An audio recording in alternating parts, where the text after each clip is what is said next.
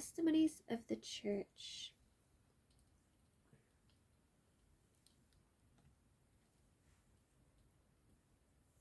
When the poor suffering paralytic was brought to the Saviour, the urgency of the case seemed not to admit of a moment's delay, for already disillusion was doing its work upon the body.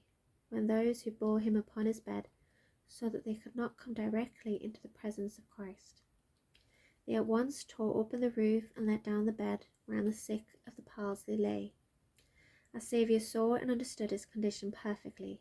He also knew that this wretched man had a sickness of the soul far more aggravating than bodily suffering. He knew that the greatest burden he had borne for months was on account of sins.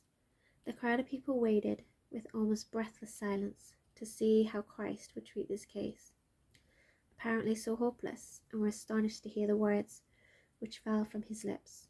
Son, be of good cheer, thy sins be forgiven thee. These were the most precious words that could fall upon the ear of that sick sufferer, for the burden of sin had lain so heavily upon him that he could not find the least relief. Christ lifts the burdens that so heavily oppressed him, the mind being restored to peace and happiness. The suffering body can now be reached.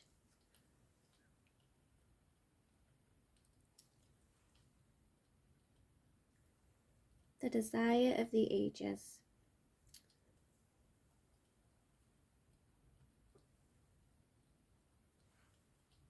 The rabbis had waited anxiously to see what disposition Christ would make of this case.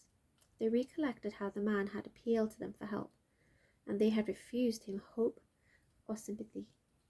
Not satisfied with this, they had declared that he was suffering the curse of God for his sins. These things came fresh to their minds when they saw the sick man before them.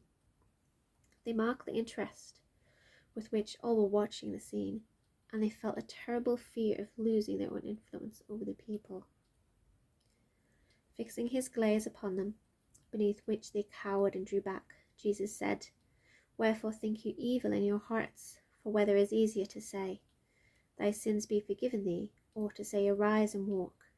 But that you may know that the Son of Man hath power on earth to forgive sins," he said, turning to the paralytic, "Arise, take up thy bed, and go into thine house."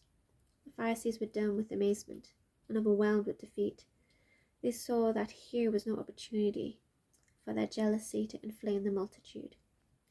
The wonderful work wrought upon the man whom they had given over to the wrath of God had so impressed the people that the rabbis were for the time forgotten. They saw that Christ possessed a power which they had ascribed to God alone, yet the gentle dignity of his manner was in marked contrast to their own haughty bearing.